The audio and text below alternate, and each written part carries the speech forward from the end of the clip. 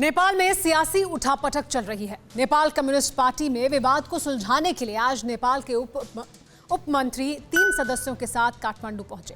राष्ट्रपति से चीनी मंत्री की मुलाकात हुई है, लेकिन पीएम ओली ने जिनपिंग के मंत्री से मिलने से इनकार कर दिया है। दूसरी तरफ संसद भंग होने के बाद भी प्रधानमंत्री ओली नए नए मंत्री बना रहे हैं। ओली के इस रवैये का जबरदस्त विरोध भी हो रहा है। रोष है, आक्रोश है, क्रोध है, गुस्सा है, नाराजगी। नेपाल में गली गली में बवाल है। बाल्यावस्था में ही लोकतंत्र की आत्मा पर अति महत्वाकांक्षा के हथौड़े से चोट के बाद वामपंथी नीति नियंताओं पर सवाल है। उम्मीदें छत विछत हो चुकी हैं, यकीन छिन्न भिन्न हो चुका है, मजबूत लोकतंत्र की आस तड़प रही है। लिहाजा सड़क पर उतरे आम लोग राजतंत्र के समर्थन में नारे लगा रहे हैं।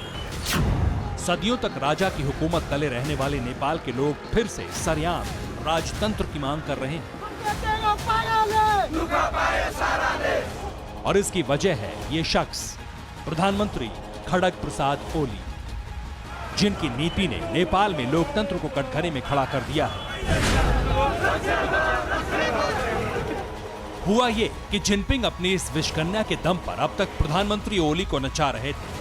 जिनपिंग के इस दूध के फेर में फंसे पीएम ओली नेपाल को हिंदुस्तान से दूर कर देंगे, लेकिन अचानक केपी ओली का हृदय परिवर्तन हो गया। बीजिंग के विश्वासघाती बादशाह की हकीकत जानने वाले पीएम ओली की सोच कैसे बदली, ये बताएंगे। मगर उससे पहले जानिए कि जिनपिंग को कैसे झटका दिया नेपाल के प्रधानमंत्री ने।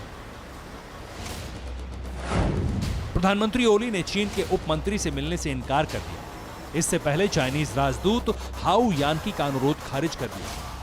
नेपाल कम्युनिस्ट पार्टी के दूसरे नेताओं से लगातार चाइनीज राजदूत मिल रही हैं। उप मंत्री की मुलाकात भी तय है, लेकिन प्रधानमंत्री ओली ने दूरी बना ली है। हालांकि चीन की कोशिश कम नहीं हुई।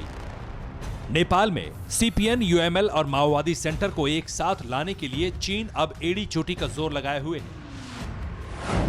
प्रधानमंत्री ओली के इस मास्टर स्ट्रोक के बाद आनन फानन में चीनी राजदूत ने प्रचंड और माधो नेपाल से मुलाकात की। How Yankee Nepal communist party के दूसरे शीर्ष नेताओं के साथ कई बैठकें कर चुकी हैं। यही नहीं, उन्होंने नेपाल के राष्ट्रपति से भी मुलाकात की, लेकिन सुलह नहीं हो पाई। चीन की साजिश नाकाम हो गई तो जिनपिंग ने अपने उप मंत्री गुओ येझो को आनन फानन में नेपाल भेजा।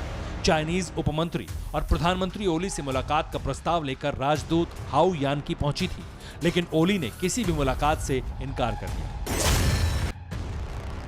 बताया जा रहा है कि बीजिंग के विश्वासघाती बादशाह ने नेपाल की पीठ में भी छुरा घोंप दिया। चीन ने नेपाल की जमीन कब्जानी शुरू कर दी, तब जाकर ओली का हृदय परिवर्तन हुआ। प्रधानमंत्री ओली के हृदय परिवर्तन की वजह प्रधानमंत्री मोदी की कूटनीति भी है। भारत के साथ साथ अमेरिका ने भी नेपाल को सहयोग का यकीन दिलाया है। सबसे पहले रॉ चीफ अचानक काठमांडू पहुंचे और प्रधानमंत्री ओली से मुलाकात की। उसके बाद army chief MM Naravane Nepal गए और पीएम ओली से मिले। कुछ दिन भारतीय विदेश सचिव हर्ष श्रृंगला ने भी ओली से लंबी बातचीत की थी। हिंदुस्तानी अफसरों ने ओली को सच्चाई समझाई। ओली को यह बात समझ आई।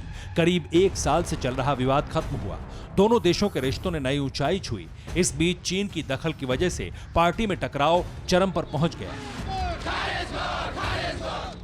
जिनपिंग के जाल में फंसे ओली ने संसद भंग करने का ऐलान कर दिया और फिर चीनी मंत्री से मुलाकात से इनकार कर दिया।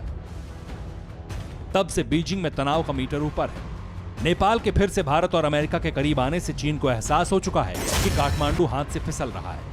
जिनपिंग की चिंता यह है कि चीन ने नेपाल में बड़े पैमाने पर निवेश किया है और भारत के साथ प्रतिस्पर्धा कर रहा है। चीन पोखरा में अंतर्राष्ट्रीय एयरपोर्ट बना रहा है, काठमांडू में रिंग रोड का विस्तार कर रहा है। चीन को इसकी फिक्र है। यही वजह है कि जिनपिंग अपने पसंदीदा नेता को सत्ता में देखना चाहते हैं। चीन को उम्मीद थी कि नेपाल कम्युनिस्ट पार्टी के विभिन्न धड़ों के बीच कुछ ले देकर सहमति हो जाएगी और पार्टी की एकता बनी रहेगी। ओली के दांव से ऐसा हुआ नहीं। लिहाजा जिनपिंग के दूत और मंत्री अब भाग दौड़ कर रहे हैं। Bureau report, TV9 Bharatvarsh.